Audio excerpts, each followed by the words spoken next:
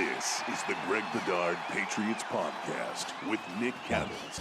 Well, if your question is whether or not Greg and I have a life, the answer is no, because it's the 4th of July, and here we are recording a podcast about the Patriots for you. It is the Greg Bedard Patriots podcast with Nick Cattles, brought to you by FanDuel, our exclusive wagering partner of the CLNS Media Network. Sign up now at FanDuel.com/Boston, where your first MLB bet gets you 10 times your first bet amount in bonus bets up to $200. Just quickly, I want to address something. Greg, I think, should be in a really good mood during this podcast for the next, I don't know, let's just say foreseeable future, because as I announced on Twitter, I am no longer at Sacktown Sports in Sacramento. I'm heading back to New England. I'm heading back home. I'm heading back to our roots, personal reasons, family stuff. So it hasn't been the easiest time the last couple of months. And as you know, I had been off of this podcast a little bit for a time frame, and it had a lot to do with what was going on personally. But we're going to head back east. I can't wait to get back home. I'm excited for that. And hopefully that will be happening in the next month, 4 to 6 weeks or so. And the reason why Greg is happy is not because I decided to, leave my job with absolutely zero job to go to. It's because now Greg's schedule is a lot less strict, and he doesn't have to worry about this whole West Coast, East Coast time. So Wet Blanket Bedard should be very, very happy and amenable the next several podcasts. That's amazing news. And it should, people should see the behind the scenes stuff that goes on. Us trying to coordinate East Coast and West Coast. Like I got into sports writing because I was told there would be very little math. I'm good with the adding and maybe division and doing like the spreadsheet, but like doing the time zone and what time does Nick think we're talking about? What times, it'll be nice to have you back. Yeah, so if you're in the media and you're hiring, especially if you're in the New England area, I am going to be available very shortly. So if you have anything in mind, do not hesitate to reach out. Also, I know that the setup for the podcast has been a little less than optimal the last couple of months. But again, frankly, it's not really a top priority right now. Top priority is try to get this podcast done with Greg to the best of my ability as we're trying to pack things up and move 3,000 miles back to home. So hopefully you can deal with some of that. Let's get into what we're going to do today, Greg. We're going to take a look at the AFC East. We're going to preview each team, our feelings going into training camp about where the Patriots are, compared to everybody else in the division. And we're going to use the Pro Football Focus synopsis and the roster strength and all of that stuff. So let's start with the New York Jets. Obviously, they add Aaron Rodgers. That's a big-time move. They were 7-10 last year. Their Pro Football Focus roster ranking is 7th in the league. That's a little high to me, frankly, but that's what Pro Football Focus has it as. They're 7th. So let's start with the biggest strength, Greg, this year for those New York Jets. Well, PFS has their biggest strength as the pass rush. I don't know about you, but I haven't really thought about the Jets and pass rush. I mean, do I like some of their guys? Yeah, like I like Quinnen Williams. I like Jonathan Franklin Myers. But the other guys like Lawson, Huff, Johnson, Clemens, Will McDonald is a rookie, who I like, but I don't know. That's not where when I think of the Jets, I think of their secondary. Yeah. I mean, when they can get out there and they can line up with Sauce Gardner and DJ Reed and Michael Carter is a decent nickel, like that's where the pass rush comes from. And it's sort of like, the stuff that we've talked about with the Patriots. Like, I think that, we always talk about, there's a marriage between pass rush and covering. And if you cover really well, which I think the Jets do, it makes your pass rush look better and vice versa. And so, I think that the Jets, I think their secondary is the best part of their game. I think they're a little bit weak they're definitely weak at safety. But I also disagree with PFF says their biggest weakness is the offensive line. I don't love their offensive line. I think they're sort of like the Patriots. They're a lot like the Patriots. They have a potential to have a very good interior offensive line and tackle the Patriots are relying on Trent Brown.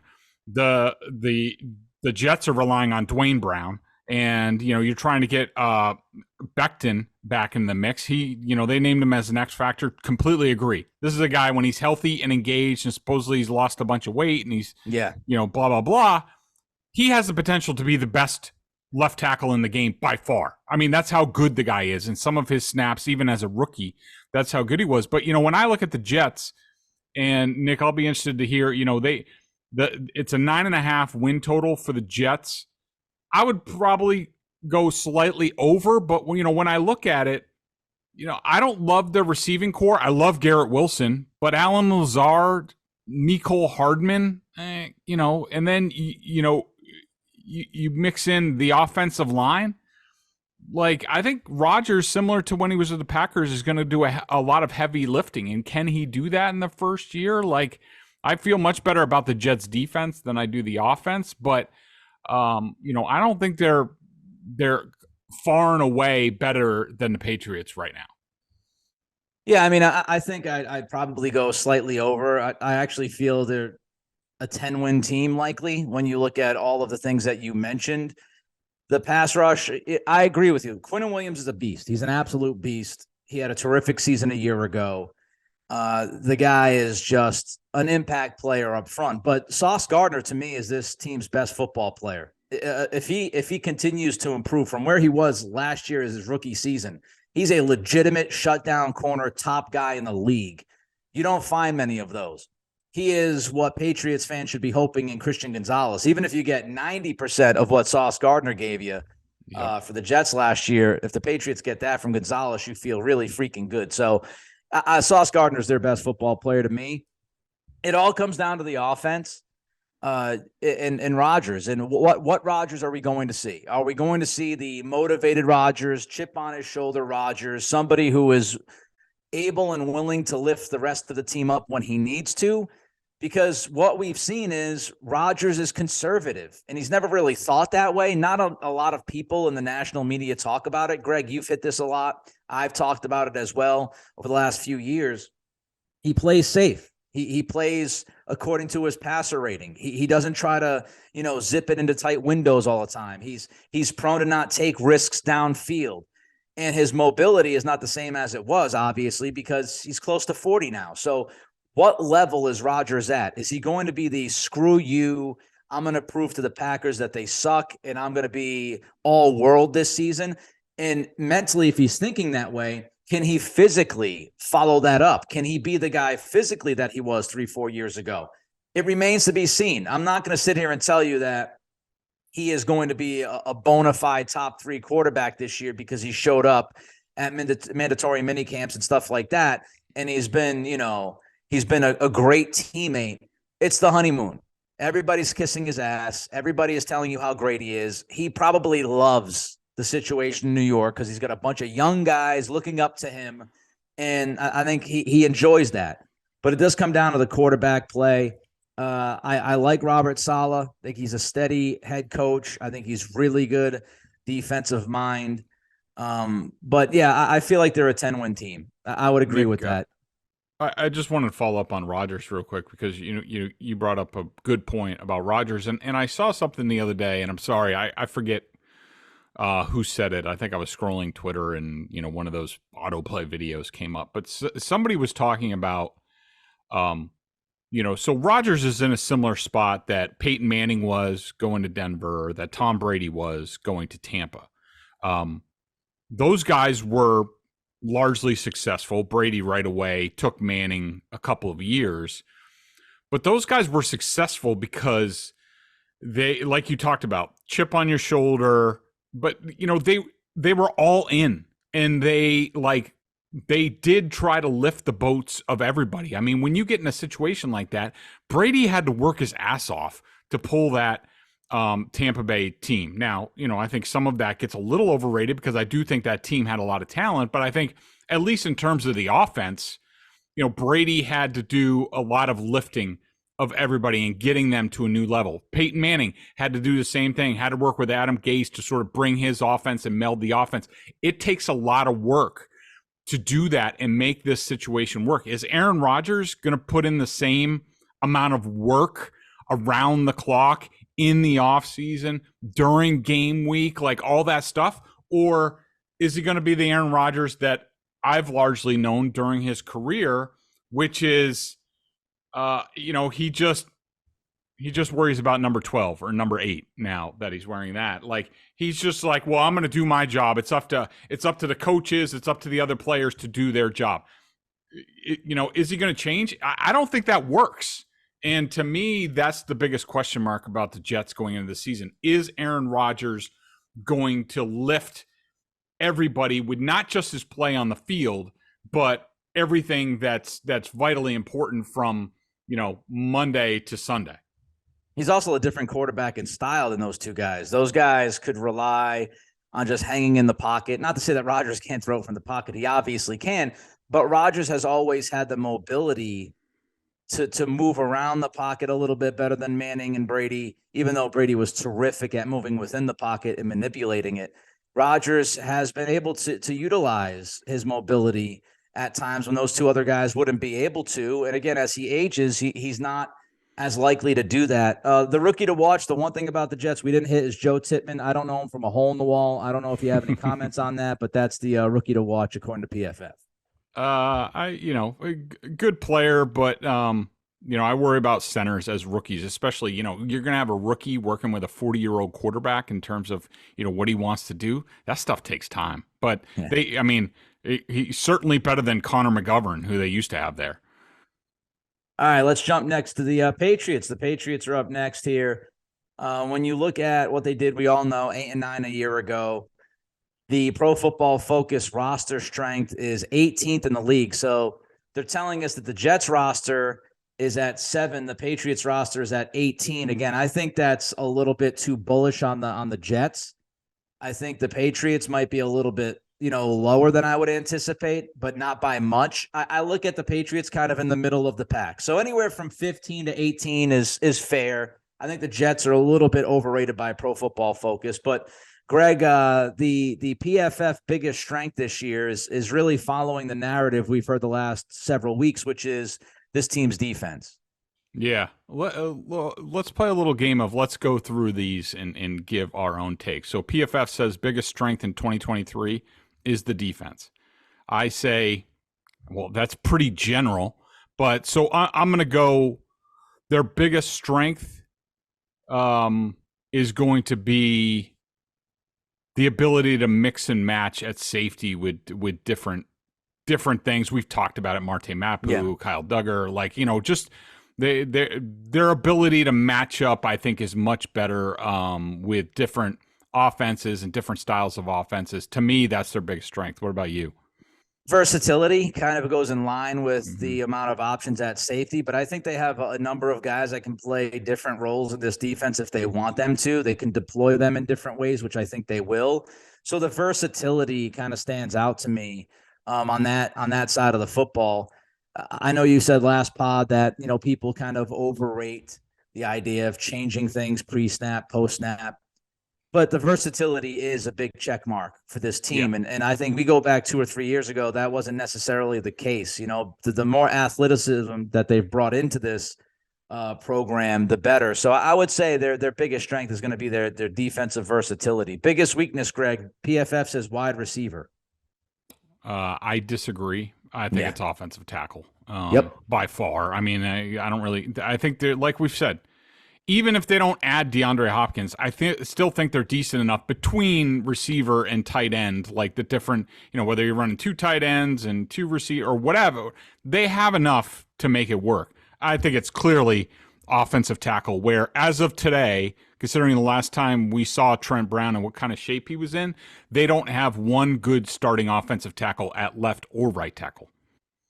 I agree with you. Offensive tackle scares the crap out of me. I hope Trent Brown comes back at training camp and looks like he's lost some weight. You brought up Mekhi Becton, the Jets. He's lost a ton of weight this offseason. And you would hope that Trent Brown would have the same kind of urgency as Becton for different reasons. Becton's trying to prove that he should remain in the league and be seen as a top tackle as a young guy. Trent Brown should be motivated by a contract that he can get. One guy showed up looking motivated. One guy showed up looking like he was waiting for the next sandwich and couldn't care less about what was happening. So hopefully Trent shows up in shape in a couple of weeks and we're seeing a different guy. But I agree with you. Offensive tackle is the biggest concern to me. And I don't think there's a close second. I think it's an obvious number one. They've got issues at both left and the right side. The X factor, Pro Football Focus says Mac Jones, Greg. Disagree. Look, I think, Mac Jones, given a real offensive coordinator, we know what I think he has a pretty high floor. Like, you know what you're going to get at the end of the day, and he could be much better. So, he's going to get them in and out of good plays. He's going to deliver the ball on time. Like, I don't worry about Mac Jones. To me, clearly the X factor in this season is Trent Brown. Like, what kind of shape is he going to be in? How long is he going to be on the field? How is he going to play? Like, there's so many things that play off of that. Like, if he gives them a good representative play at left tackle, you can figure out right tackle. Put a tight end over there, chip, spin the dial in terms of what you're doing. If you get good left tackle play, if he doesn't come through, it's going to be uphill sledding for the whole offense, let alone what Mac Jones does. Yeah, I'll go a little outside the box as well. And I talked about this in a weird way. You might look at Ramondre Stevenson a little bit just because, can he shoulder the load? Are the guys behind Stevenson ready to step up? Can Ty Montgomery stay healthy? I was going to bring that name up too. Ty Montgomery. He could be.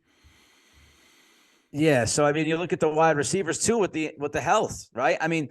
Let's paint the worst case scenario. If you're dealing with injuries at wide receiver all season long and you don't bring in DeAndre Hopkins, which I'm still hoping they do, but if you don't bring him in, you're going to rely a lot on this run game. And there's a lot of unproven dudes in that backfield. So Ramondre is going to have to be a 1,500 yard back, a guy that's going to be able to give you a ton of carries and a ton of touches. And last year, as I mentioned on the pod last week, he did slow down at the end of last year, and he was talking to the broadcast teams, about 3/4 of the way through about how he was feeling a little bit run down. He was a little bit tired.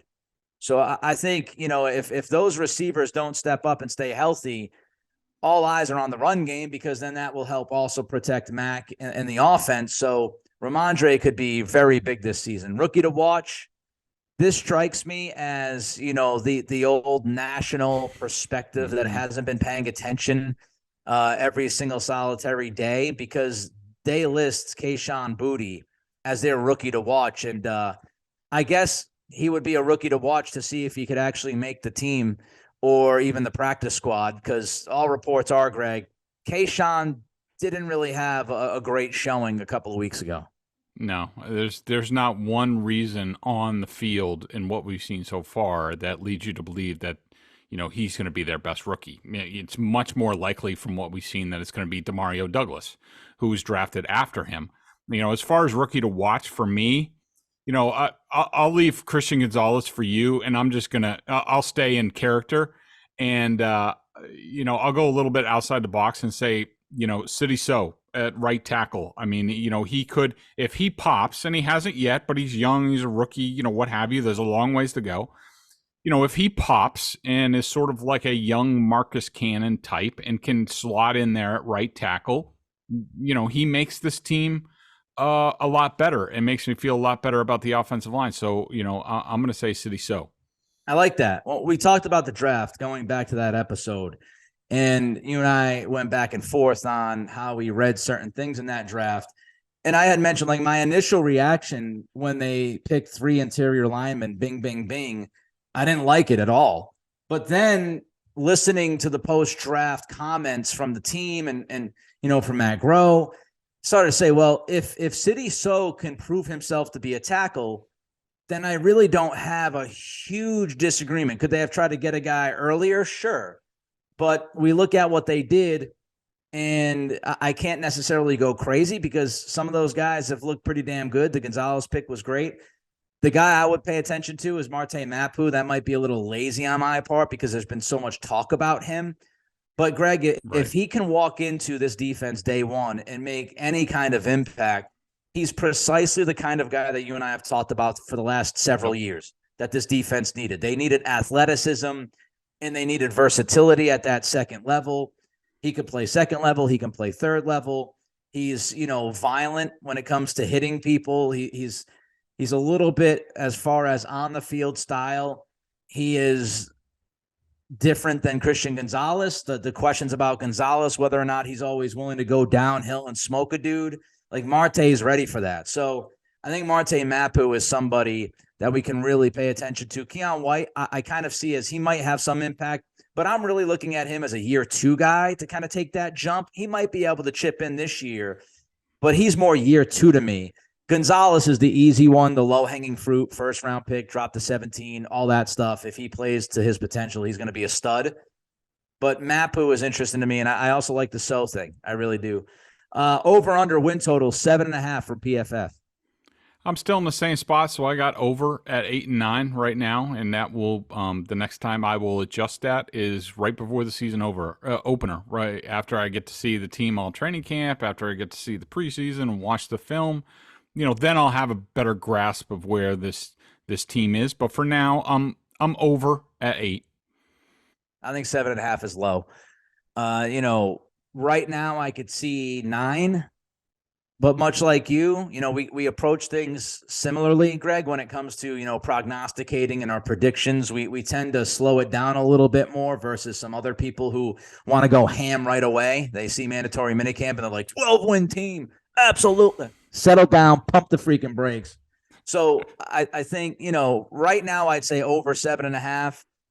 I feel like they could get to 9. Let's see how things work out. Let's see if Trent Brown shows up in shape, yada, yada, yada. That could go up. I have a really tough time seeing this team, win 7 games or less. I really do. They've got more talent this year. They are absolutely, no doubt, surefire going to be better coaching than last year. So I just find it'd be tough if they won 7 games, 6 or 7 games. Oof. That'd be a surprise to me. Tell the people about FanDuel. Take your first swing at betting MLB on FanDuel and get 10 times your first bet amount in bonus bets, up to $200. That's right. Just bet $20. That's it, $20, and you'll land $200 in bonus bets, win or lose. I love those little bonus bets.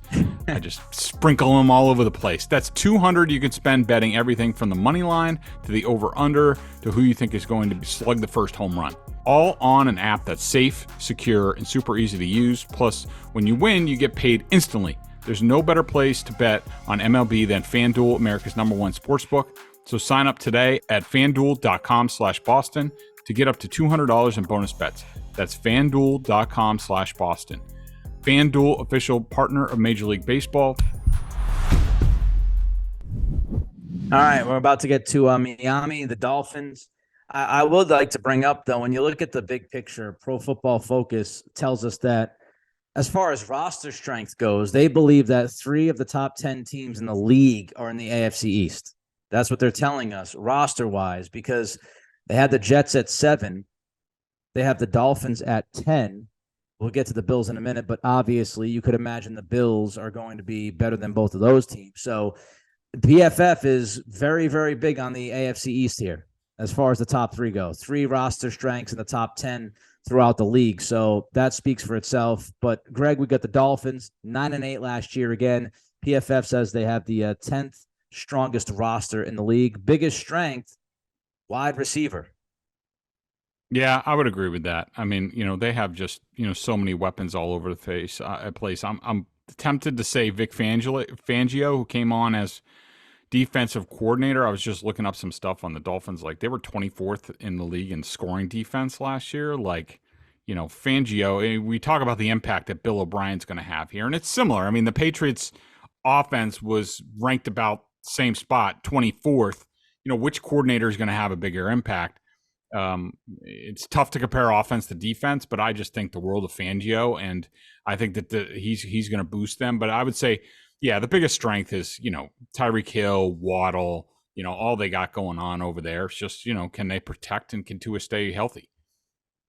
Yeah, Josh Boyer. I remember, previewing the games last year against the Dolphins, and he would just send all these like pressure packages and be super aggressive at times, and not a lot of it made too much sense most of the time. So Fangio is a big upgrade. It's tough to argue wide receiver. Tyreek Hill, Jalen Waddle, they got some beasts. They're explosive. They're yak machines. You go back to that first game against the Patriots last year, the biggest play at the end of the first half. Kyle Duggar took a bad angle. Next thing you know, Jalen Waddle's taking it to the house, and that's the difference maker. So they've got guys that can just absolutely destroy you if you're not disciplined on defense. The biggest weakness, according to Pro Football Focus, of this Miami team is their offensive line. So similar to the Jets, PFF's looking at that O-line. Yeah, I agree. I think their offensive line stinks, and I mean, they're okay. But again, this is another AFC East team that's relying on an aging left tackle in Terron Armstead to sort of be the guy. And it's similar to the Jets and the Patriots, and I really worry about their offensive line. I like the Patriots interior much better. But yeah, they're risking a lot with this offensive line. And with the context, their quarterback situation, which we'll get into in a minute, Tua Tagovailoa obviously has not been the healthiest guy. And there was talk, and he even admitted this, that at a certain point, they were having conversations within his family about whether or not he should continue to play the game of football because of the concussion issues he's had. And we've seen his head bounce off the turf multiple times. Obviously not good. And so when you put it into context, like Tua is not a supreme athlete. He's not a big guy. He has injury history and concussion issues. And you got an offensive line that have some questions. That's a dangerous combination to me. And to kind of go in line with that, PFF has Tua as the X factor for 2023. Yeah, I mean that's an easy way to go. I'm going to go a little bit different direction, and I'm going to say Jalen Ramsey. What version of Jalen Ramsey are they getting? Like Jalen Ramsey and Xavier Howard, because Howard was awful last year. If Jalen Ramsey is still an elite number one and Howard goes back to where he was, you can make the argument that this is the best secondary in the game with Javon Holland at safety. Deshaun Elliott's also very good at the other. I love Kader Kohu, who was an undrafted kid last year and came on as a slot. Love that kid. Like, they have, if Ramsey's the guy, they have the potential to be an awesome defense this year. So he's my biggest X factor. I like that. I like that a lot. I am going to pick the easy one, though. I'm going to go with Tua. I just think, and I know they brought in Mike White. And Mike White had his moments, had his flashes when he was with the Jets. But if Tua can't get through this season health-wise, I think that just changes the dynamic. And I think there are serious questions, and there should be serious questions about whether or not he can make it through a season. You go back to Alabama, he got hurt multiple times. He's never been a guy who's been able to stay healthy. And if you take Tua out of the scenario here, I do think you're looking at somewhat of a different football team, even though you have, those skill players. So I would agree with PFF. Tua, that's where it all begins. If he's not healthy, if he's not good, I don't think this team wins more than 8 or 9 games. Rookie to watch. Forgot how to pronounce his last name, but Devin, it begins with an A, is their X factor for rookies. Arcane. Yeah. Well, the Dolphins, it's there aren't many to pick from because they had second round pick Cam Smith. They had Devon Arcane out of Texas A&M, the Spreedy running back, and then they had a 6th and a 7th round pick. I guess you got to go with Arcane. Yeah, it's not. There's no R in there, you dumbass. Akani, I think it's Akani. Really fast guy, so he's pretty much by default. Like, I don't think Cam Smith is going to play very much. So yeah, there's slim pickings there for them. All right, over under is 9.5 wins. What do you think? Oof. Again, I think a very accurate number. I guess today I'm going to go 10 wins. So slightly over. Sometimes we're just boring because we agree. I had them at 10 as well.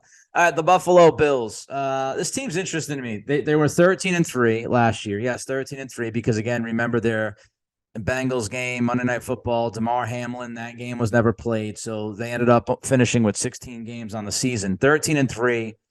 Pro Football Focus, Greg, says this team is a top 5 team in football. They have the 5th strongest roster, according to PFF. The biggest strength, this is a guy that has been very polarizing, especially for you.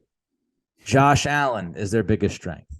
Yeah, there's no question about that. I mean, we buried that argument a few years ago at the tail end of that season, that second half against Tampa, and what he did to finish that season. That's when he rose from really talented player to an elite player. He's unbelievable, especially when he plays in check, which he has done alarmingly well against the Patriots. It must frustrate Bill Belichick so much. Like, dude, just throw us a ball. Like, and he does do, jackassery things sometimes against the Patriots. Like, I think at the home game, I think he just dropped the ball at one point and gave it to the Patriots. But still, he's gotten so good at being patient that he just sort of toys with the Patriots, and he toys with a lot of teams. And so, yeah, I mean, he is, you look at some of these, you look at some of their roster, like 5th rated roster in the league. I don't know. I think the Bills are overrated, but Josh Allen is no longer overrated. Hasn't been for a while. He's immense, and it just depends on how much help he's going to have. Yeah, this is all relative, but I do think Buffalo, I get the feeling they're going to take a slight step back this year. Yeah. And I thought that before the Stephon Diggs stuff happened a few weeks ago. I just feel like they're at that point, right? They're at that point of they're either going to really push this and get to the ultimate goal, or they're going to take that step back, and then we're going to see kind of a different Buffalo team moving forward. This is a really big season for them. They don't want to just be the perennial, runner-up, perennial contender, but not ultimately get to the Super Bowl and prove that they're better than the top in the conference. So I feel like I wouldn't be surprised if they take that slight step back. The answer obviously is Josh Allen. We all agree on that. He is prone, though, still, and we saw some of this last year. Yep. He's still prone to some of those gaffes. He's still prone to some of those bad decisions. And look, every quarterback is. Patrick Mahomes gets overlooked all the time. Yep. Patrick Mahomes, he's had a ton of should have been intercepted footballs dropped. And I'm not telling you Mahomes isn't great. He is, obviously. He's going to go down as one of the greatest of all time. But he also makes a lot of dangerous decisions, and he's been fortunate a number of times. And I think Josh Allen, he still puts his body on the line too much. He still tries to do too much at times. So there's some of that decision making that could hurt you in big games. And he's got to take that next step where I don't want to say flawless, because that's too much to ask. But there are those moments where you see, and there are those games that you see where he doesn't make the right decisions or reads. He tries to do too much, and he puts his team in a tough spot. Biggest weakness, PFF says receiver depth behind Stephon Diggs.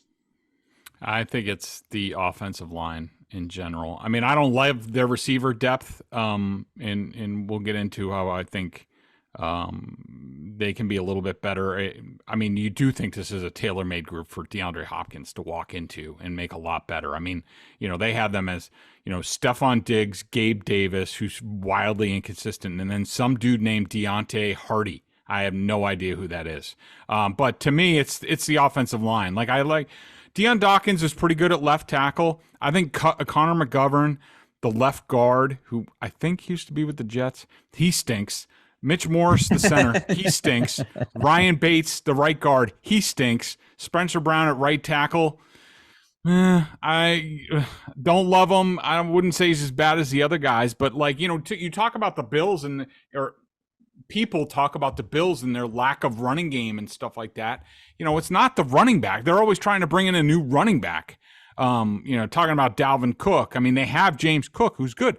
It's because they can't block a lick up front. They can't move anybody, especially the better defenses that they play as they get further in the postseason. And you can't just rely on Josh Allen to do everything and be your running game, which he was basically all of last season. I think he was their leading rusher, and it's because the offensive line stinks. And so to me, that's the part of their team that I see as their biggest weakness. Yeah, O-line's a big question. I wouldn't necessarily disagree with you. Surprised that DeAndre Hopkins isn't factoring into their decision making at wide receiver, but I get it. You already have some issues with Diggs. You bring in D-Hop, that might cause even more issue. You might be better off just Yeah. leaving that alone and not bringing in a guy who could be seen as the number one pass catcher if Diggs is having any kind of issue. Well, you got to So think like a guy like who was it, Khalil Shaker that they got last year. You got to yeah, think he if he takes a year two leap, like I loved him coming out of the draft. I wanted him for the Patriots. Like he could be a good number three, but it's really on Gabe Davis to like step up and be a legit number two and stop screwing around and actually do it. X factor from Pro Football Focus for the Bills is Josh Allen. Your thoughts? No, I'm going with. I mean, that's too easy. I mean, what do they expect him to be, freaking Superman? To me, it's Dalton Kincaid, the tight end that they drafted in the first round out of Utah. I'm pretty sure he's the one who had the back injury in school or is coming off an injury. They already have Dawson Knox, and like Dalton Kincaid's sort of similar to Mike Gesicki in that he's more of a finesse. He's pretty quick. He's faster than Gesicki, but he has the opportunity to be a big slot for them. So if he hits early, he makes them a lot better, and he makes that offense a lot more balanced. So to me, Dalton Kincaid, the rookie tight end, is the X factor. The Knox Kincaid combo could be a very good one if Kincaid can stay healthy. I think Dawson Knox is underrated for what he brings to the table. And you were right; it was a back injury, Greg, that Kincaid suffered in December. So he wasn't really part of the pre-draft process. And but I think many people believed that he was the best tight end in this class if healthy. X factor to me, I think they got to get more production out of their running back position. They've never really had a consistent threat back there. And there's talk about maybe Dalvin Cook, but they need to get more. Like if you look at their stats are always puffed up, like rushing yards and all that stuff. I think they were top 10 in the league last year in rushing yards. But Josh Allen had 762 rushing yards last year. The year before, this is crazy. He had like 763. If you look at his carries and his rushing yards the last 2 years, they're almost identical. They're getting close to 800 rushing yards from Allen. They've been incapable of finding the back that they can depend on that will consistently give them production week in and week out. And they've tried. They've taken swings in the draft. They took another swing in the draft last year. We'll see if it pays off. They need a better run game. So we'll see if it happens. Over under 10.5 wins, Greg. I'm going over, but slightly. I do agree with you. I think the Bills, are going to take a little bit of a step back. How much of an opening does that leave for the Patriots and the other teams in the division? But I think, you get into the point, the 13 seconds against Kansas City, and then, they were building to a crescendo, and then, it's tough. It's like those old Bills teams, in their Super Bowls. Like it's tough to keep pushing the boulder up the mountain and having it fall over you again. And I just think they're in a tough place. It just, you're right with the dig stuff, and there's some contract resentment in the secondary and the safeties, and like it just seems like there's a whole thing with Sean McDermott and calling plays, and Leslie Frazier said that he didn't want to deal with it, so that's why he took off. Now McDermott's calling plays on defense. It just seems like this is really hanging on by a string in Buffalo, but they are so talented, and Josh Allen is just such a unicorn that it's tough to predict like the bottom's going to fall out. I mean, because they're that good in a bunch of spots. Yeah, it's tough to see them have a 10-7 season like that. Yeah, a slight step back from 13 wins to maybe 11 feels more likely than, like you said, the bottom falling out and they're an 8-win team, 9-win team. Josh Allen alone is going to win you 8 or 9 games, if not 10. So it's really, the margins 13-11, 13-12, maybe as far as wins. And I agree with you. The Leslie Frazier stuff has been overlooked by a lot of people. That's weird. It's just Frazier's a very respected guy. And it's just strange how it all came about. They made it sound like he was retiring, but he's obviously not retiring. It's a strange situation. All right, before we bounce, BSJ member question of the week, Greg. If you got one, we got a few minutes here before we move on with our 4th of July. So what do you got for us? Anything? Yeah. So Kurt N. Simon asked me a question, and he's one of these guys who believes because the schedule's tougher, and Bill O'Brien here, if you base off of last year, 8 wins with what they had, they should be better. Of course, I disregard all that stuff. I think it's nonsense. We've talked about it before where, yes, they had 8 wins, and yes, they were terrible on offense, but you also have to realize that 7 of the wins came against backup quarterbacks. Is that going to happen again? How much better is the defense going to be? How good was it last year? How good has it been since 2019 against good offenses, and especially down the stretch? So, but he did ask, I just wanted to clarify something. He asked another question where he said, what is the upside case for Keion White in his rookie year? And I said, this is in a BSJ member chat that I do every week for our members. I said, I don't know what the upside for White is. Have to hope Wise gets hurt and White plays more. I don't know how much he's going to play. And somebody said, have to hope Wise gets hurt? Let me just clarify what I meant. If you have high hopes for Keion White, and look, I do think he has an exciting package of skills and impact and sort of suddenness and explosiveness that the Patriots don't have up front. But I just have a hard time, at least for a while, I just don't know where he plays other than like a situational sub pass rusher to give somebody a breather. Sort of like the Daniel Ekawale role, that sort of thing. When Barmore needs a breather, Ekawale goes in. Barmore needs a breather. Keion White goes in now. Okay, maybe he gives you something there. But as far as like real snaps, I mean, if Lawrence Guy doesn't retire or doesn't show up, I just don't know where the snaps are because Dietrich Wise is a captain type guy on this team. Bill Belichick loves him and plays him all the time and out of position has driven me crazy for years because I think he's a 4-3 end, but he keeps putting him inside and he gets washed out in the running game. And I do think Keion White can be better there at some point, but I just don't, unless Dietrich Wise gets injured, I have a hard time seeing Keion White get on the field very much this season. That's why I said earlier, I'm more kind of hoping year 2 Keion White will be the push. This year, rotational, plug him in, he can help and impact hopefully at points.